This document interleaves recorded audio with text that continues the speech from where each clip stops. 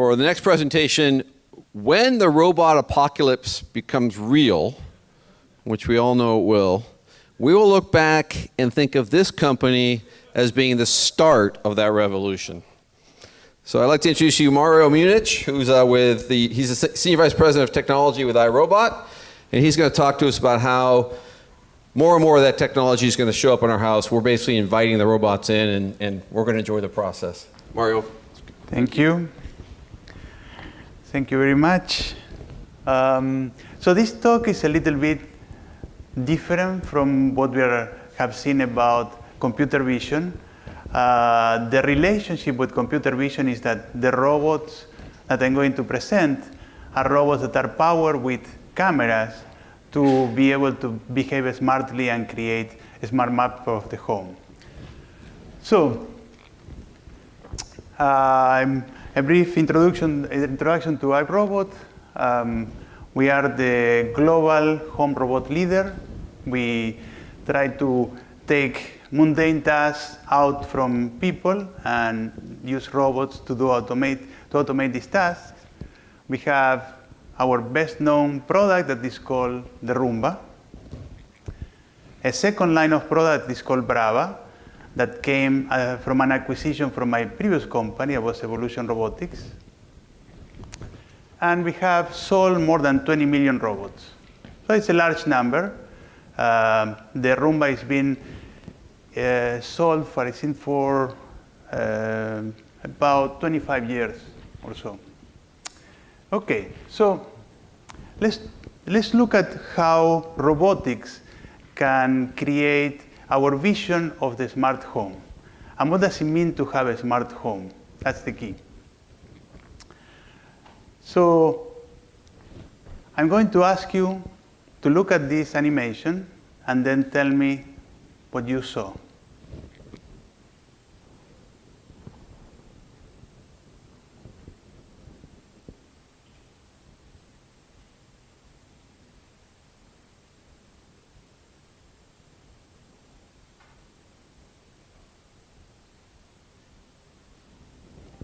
So what do you think?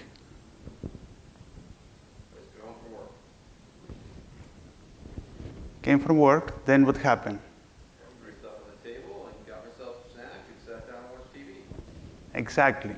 And we can all infer this information from a dot moving on a floor plan. Imagine all the context that is embedded in our brains, that we can interpret this thing. We would like to have robots that are able to do the same and behave accordingly so that the whole house is prepared to serve you in a better way. And I apologize for the spelling mistake of thermostat, but it's an image and I couldn't change it.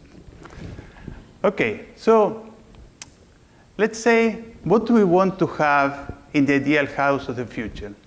You wake up, the lights turn on, or they are turning on, like I have an alarm clock that is turning on the light and then start putting some music, so it's waking me up slowly so that I can ease me in my day. Then, especially on the East Coast, you turn on the heat because otherwise it's freezing. And you have music, so everything is very pleasant when you start the day.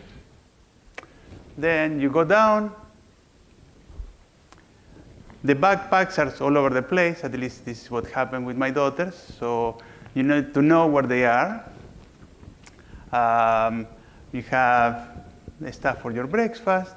And the windows will be up or down, or the curtains will be taken out so that you have light.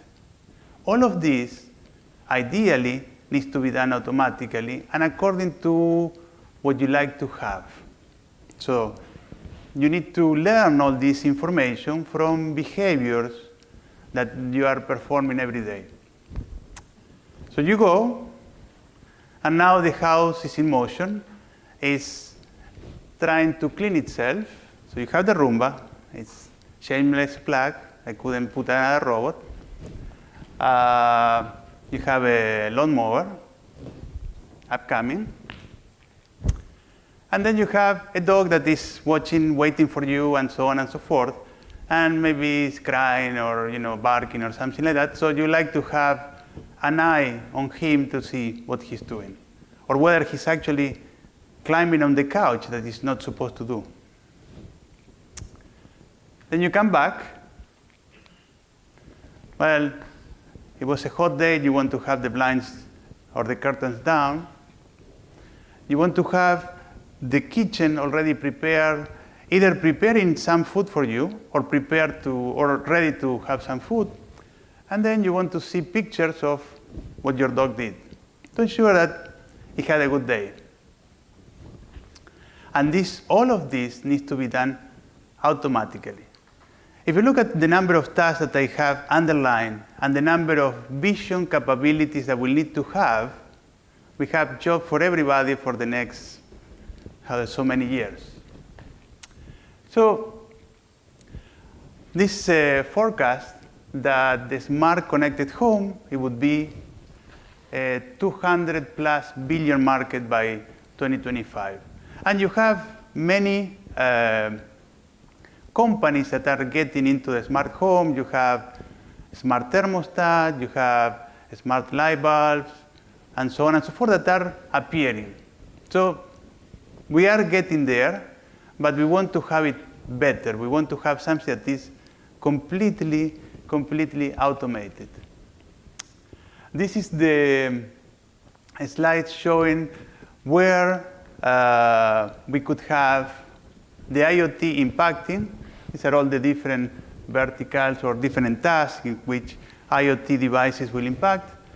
And this is a forecast started in 2013 by BI Intelligence, showing how IoT devices are going to explode or grow exponentially over the next few years. One key element to have in mind is that we are at the Embedded Vision Summit. All the IoT devices are embedded. We need to have silicon that can run specifically on these devices. So if you have a bunch of connected devices, does it mean that we have a smart home? That's a key question. I go to Best Buy and buy all these devices. I put it on. Do I have a smart home? And my claim is that no, we don't have a smart home. We just have a bunch of devices. So the main challenge is usability. Look at this. It's beautiful. Even a very small child can flip a switch. But now with devices like the Philips Hue or other lamps, you need to take your phone, open the app, launch the app, press a button, and then you have light. The number of operations, I remember that when talking about websites, they say that every click loses half of the people. In this case, it's the same. Every action that you need to do, you're losing everybody. But yet, you have lights that the child can actually operate. And then you have this explosion of apps, one per device. So that's a real pain. We are not making any progress in that way. These are numbers that we have from Accenture saying how unhappy customers are with the connected devices. It seemed that there was a promise that was given to people that will actually buy these devices, but the promise is not delivered because they didn't work, or they are not user-friendly, or they are difficult to engage altogether. And it requires a lot of work from the user.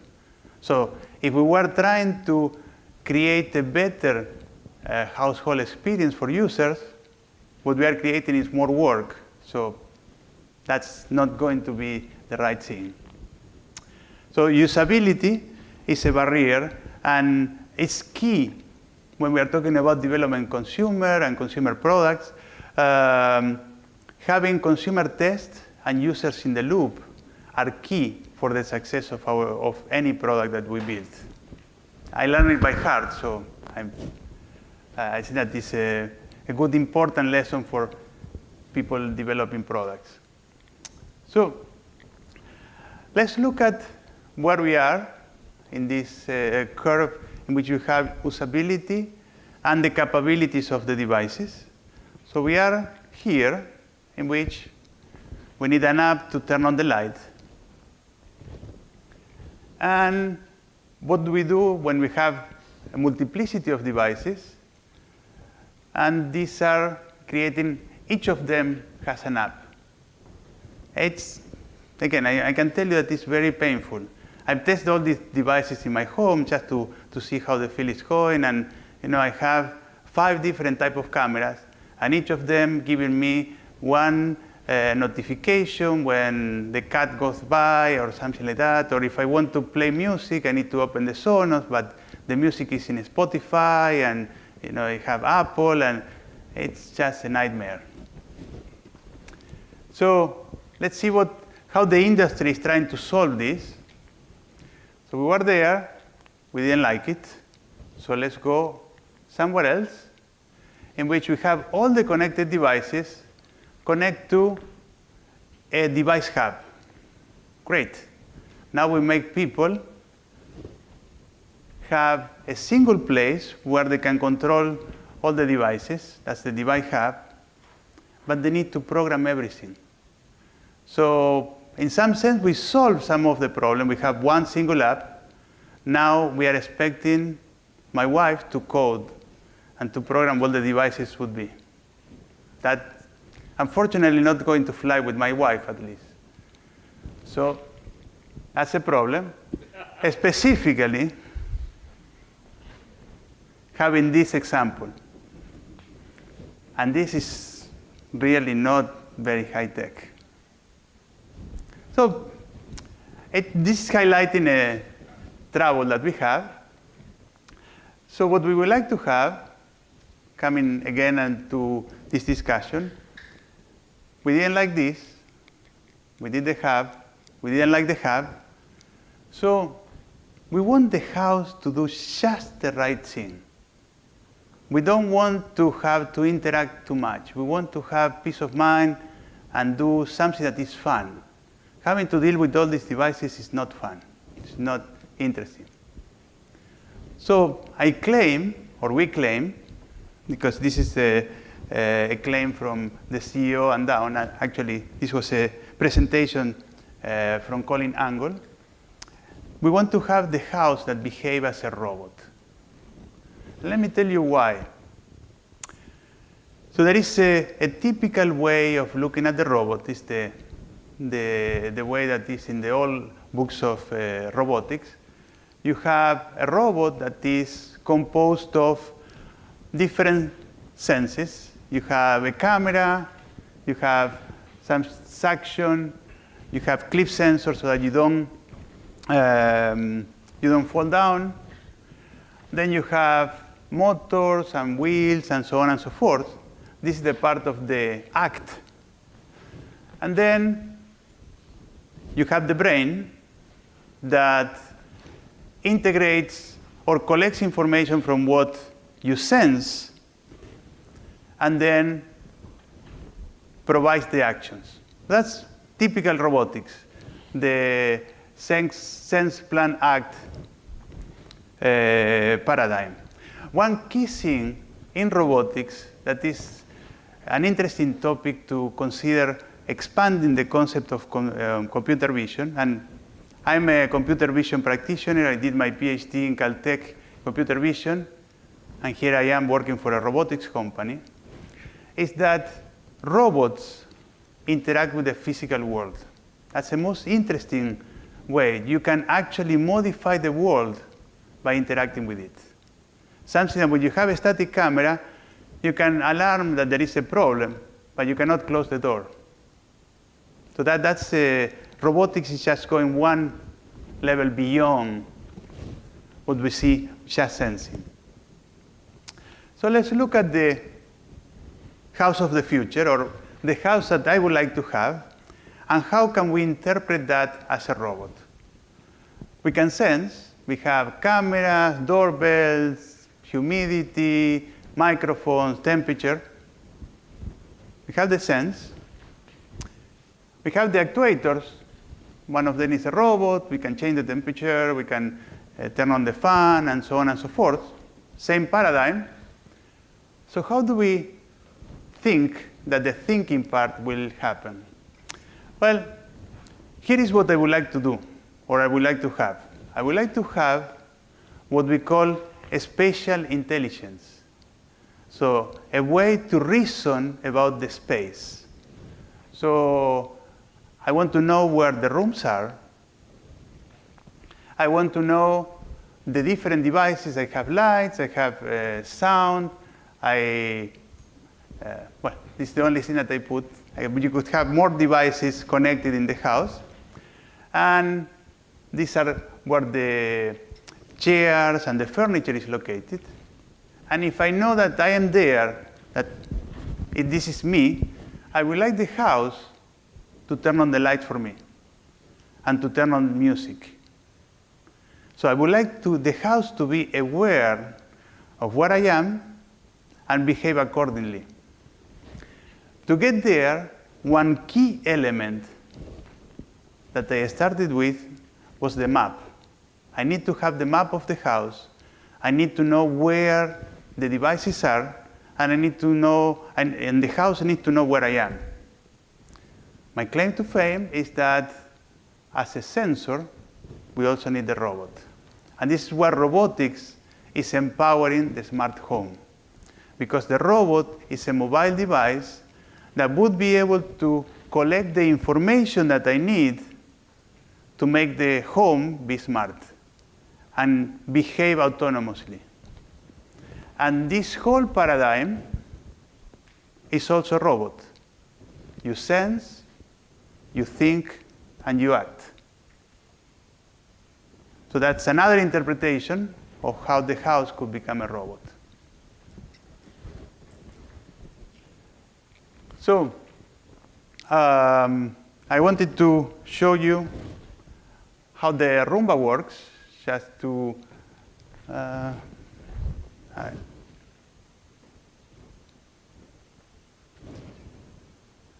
so this is a video of how, hopefully,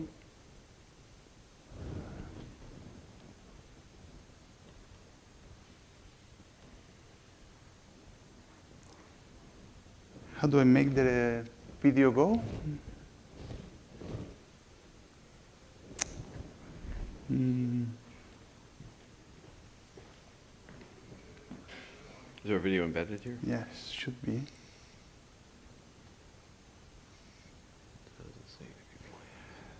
Okay, but Jump out to... that's okay. So this is a video that I played yesterday in the talk about the Roomba 980. This is the map that we are able to create, in which you have all the free space that is blue. The robot traverses the whole space and cleans in every single area.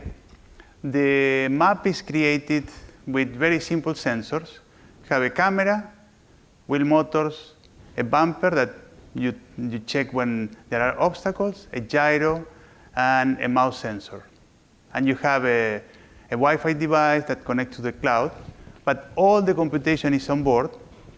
And this computation is done, you have a visual SLAM system that is performing localization. This is why you can create a map, and you can know where to go. There are the blue traces that potentially you can see are how the robot goes back and forth and eventually docks. So we integrated computer vision, fully embedded, in a processor that is an ARM9 processor, the processor before the iPhone processor. So there is one number here. In 2016, we mapped 3 billion square foot of homes.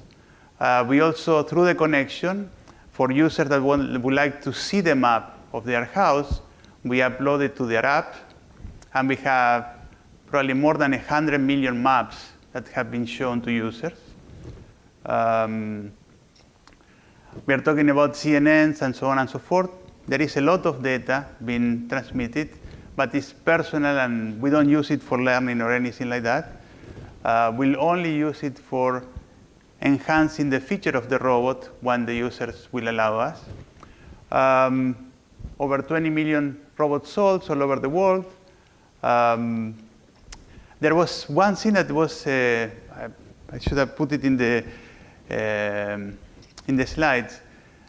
In the 2017 stats, in vacuum cleaners, in household vacuum cleaners, robotics was the #1 category that grew on all the categories of vacuum cleaners, and grew by 40% in the US. So it's a really exploding market. I think that having a robot that provides the map of the environment, so you can detect where all the devices in the household are, and you create a spatial thinking or intelligence, will enable to create the smart home, a usable smart home. Thank you very much.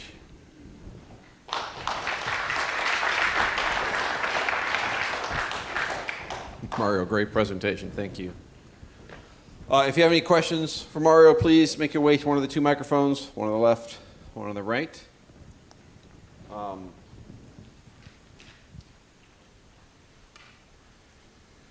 Jeff. Thanks, Mario, for First one a up very again. interesting talk. So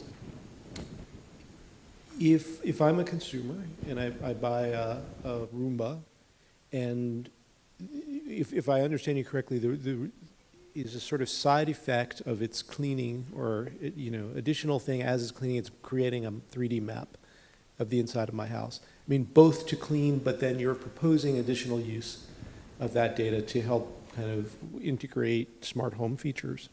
Yeah, and is it iRobot's idea that iRobot will own that data, or will it be my data? Who will own that data of my 3D map of the interior of my house? I guess that's what I'm interested in. So that's a matter of privacy, and the data belongs to you.